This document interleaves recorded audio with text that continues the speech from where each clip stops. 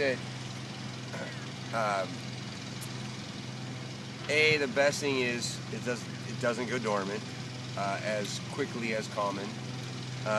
B, we don't have a lot of, it has enough mat that cart traffic, we mow it much lower through the winter than we ever did.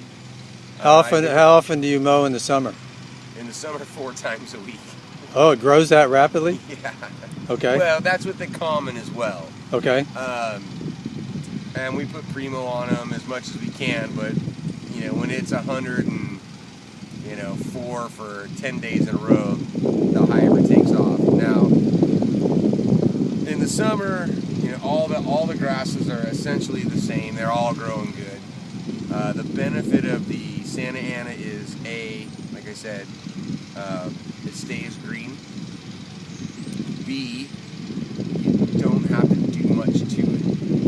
In the 3rd year, we're going to have to start getting some grooming going because it's a little tufty, but it provides a nice surface year-round. Even when it's dormant, there's enough mat on it that, you know, cart traffic doesn't really affect it so much. Now, we haven't had a wet winter in 4 years, so we'll see if El Nino is going to happen. And then we used to mow our common Bermuda at 700, 0.750. We're still only mowing these at 0.450, so a good deal less. And so you get the nice lies sitting up, sweep the ball, but at the same time, it has enough mat on it that you don't get mud tracks. Are you finding it has Ken said takes 1/3 less water? Is that pretty close to your experience? Yeah, I probably actually used less than that this year. Because like I said, this is our 3rd growing season, and now it's established. And I didn't water much. Like I'd skip 2 or 3 days worth of fairways. Have our guys come out and spot water where it's necessary, but for the most part, I'd say at least 30%. Our rough takes more, the cool season takes more than the fairways. Okay, now your temperatures here in the summer are in the 90s and over 100 on occasion? We generally get about 10 to 15 days of over 100 degrees. This year was pretty mild, but the previous year we had about 15 in a row. It was about 105 to 108. Okay. We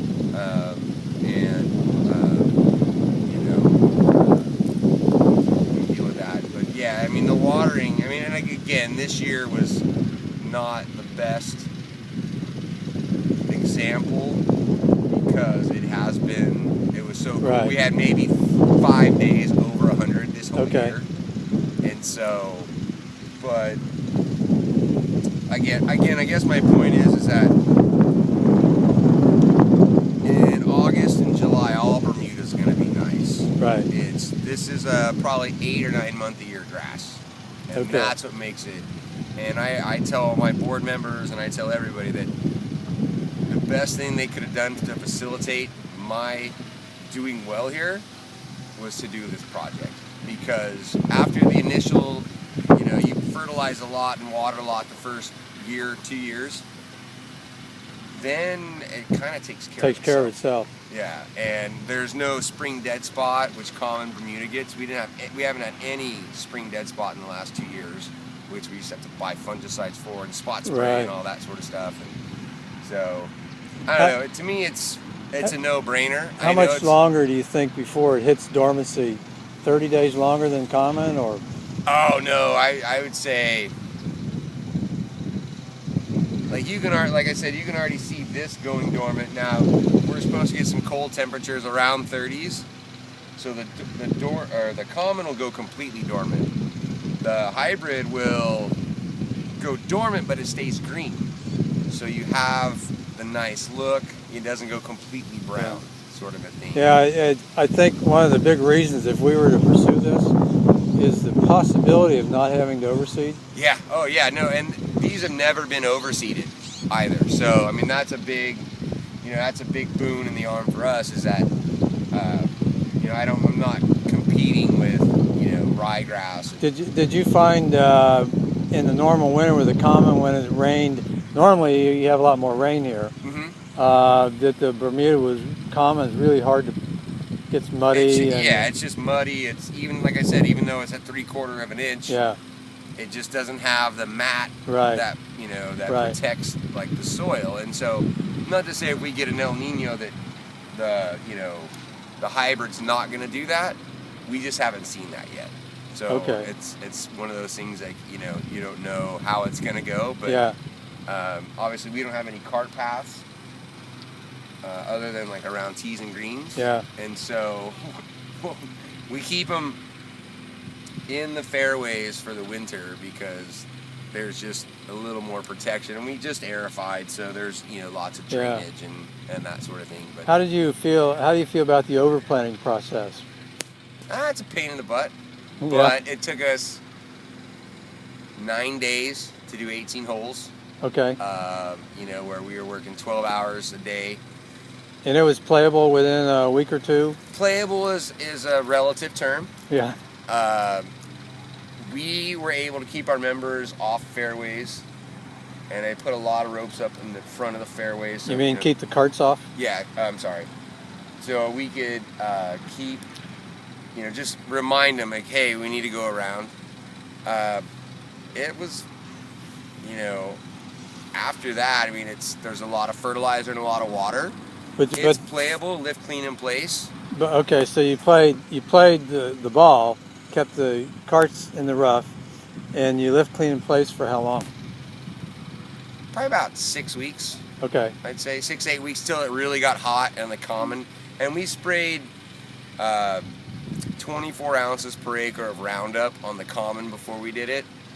In hindsight, I would have done more because it would have delayed the common coming back for a little longer.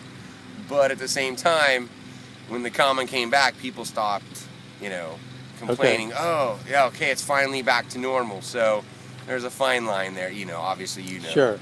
Yeah, so we have lots of issues with burnout or overwatering because to keep the rye that's overtaken the common, our roughs now are half rye in the year round.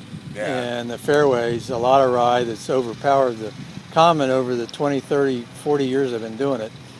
And one of the major reasons to possibly do something like this is maybe not have to overseed, or is there a possibility that this is a much thicker, stronger grass, you could overseed it and it would recover a lot better than common? Well, we've done a couple experiments where we re-sodded a collar and then overseeded that. It doesn't seem to do as well when you interseed, another grass to it. We're going to do, because common Bermuda crash incursion is really big on 10, and then the other green, number 12, which is behind there. Yeah, we have. And that. So we're gonna just do this spring. We're just gonna sod in the Santa Ana and not overseed it and see how it goes. The one thing I will say is, since it's been going, other than the first year because we had to put so much fertilizer and so much water, cool season grass incursion has been way less. So we don't spend nearly as much time going out and spot spraying, cool season grass, which normally, you'd see by that bunker over there in the fairway, there's a bunch, and we haven't even had to do that yet. So. Okay, one last question. This is really good information. One last question. To the uneducated bare eye in this dormancy situation, it looks to me like 65-75%, again, bare eye, uneducated eye. Yeah, 65-75% Santa Ana grown in, and still hanging around 30-35% of the common Bermuda. Yeah, no, I'd say that's fair. And again, there was different anomalies. This one is a south-facing fairway that has more shade, kind of a thing. And well, do you feel over time, let's say in the next 10 years, that the Santa Ana will spread and overpower Oh, the yeah. No, I mean, common? It already has. I mean, we only put in, I think for the whole project for 24.5 acres, we only maybe had 30 pallets of sod. Okay. To like, I mean, and that's a guesstimate because Greenway and Patrick and Ken, they did all that sort of stuff. But I'd say 30 to 40 pallets for 24 acres, and because it shreds it up, and the first 2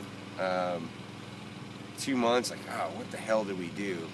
God, we tore this whole place up. Yeah, right. Now every member that was saying, oh, we shouldn't have done this, is now saying, I'm glad I was on board on this. Yeah. Hey, like good advice. Yeah, so, like I said, I mean, the common's never going to leave, but it's probably, at least, 50% better surface year round. The summer, it's negligible, but it's what we call the shoulder months. So, you go late September, October, November. Right. We keep fertin the hybrid. We'll come out in, March, April, depending on temperatures, start fertin it while the, common is still completely dormant. You used the term 50% service something. What did you mean by that? Better, at least a 50% better playable surface. Okay. So, I mean, year round. So, and like I said, in the summer, everything's green and everything's perfect. Okay. And, you know what I mean? But if you count in the other 4 months of the year where the common would be crap, that's, well, I mean, really that's makes only 30%. But, yeah. It also provides, like, ball lift. Like, the ball sits up on it. It doesn't like, go in these little hollows, so you have tight lies. Right. I mean, and so that's just my estimation. Well, the last question, I think I said that before, but one I just thought of, from an overall maintenance, like cost, labor, etc., do you anticipate you're going to save some overall cost because of this? Yeah, oh yeah, absolutely. After the first couple of years when you're not fertilizing it, right. and, growing it in, right. And, we spray fertilizer on, so it's relatively inexpensive, and we use urea. Yeah. Yeah, I mean, like I already said, the water savings has been great. I mean, I only watered, even through the summer, 4 nights a week on fairways. Now, like I said, the rough needs water because it's all cool season. Yeah. But the fairways can take it. They can take a lot less water once it's grown in, and I think that's a very important caveat, is that once it's established, then you can play with it. Right. This was my first summer to be able to play with it and turn stuff down, because the other 2 summers we were putting fert. And, right. Do you have your own water? Yeah, we have well water. Okay, so do we, but our well's down. Yeah, ours is too. We got, if you look, there's all farms surrounding us, and they've been putting in phantom pumps that don't need electricity. They just run a generator out to them, and so yeah, our water table's dropping too. Actually, right over here by the road, there's a big Turlock irrigation district pump that in years past, if they don't run that when it rains, we have flooding. They haven't run that in 2 years. Oh wow. So yeah. The water, I shouldn't, it's a dangerous question to ask you because we don't. Yeah. Do you have single head control? Yeah. I have Rainbird, Central Nimbus. Our Greens Superintendent, when he sees this, will be envious. Yeah. So yeah, no, it is, and they put that in about 10 years ago. Yeah. And I've only run Rainbird my whole life, and I've always had single head control. So I can't imagine. I can't imagine not having that lock control or impact heads. But that's negligible. I mean, if you get the grass in and you put enough fert and water on it, it's sorry, we got people. Listen, Paul. Thank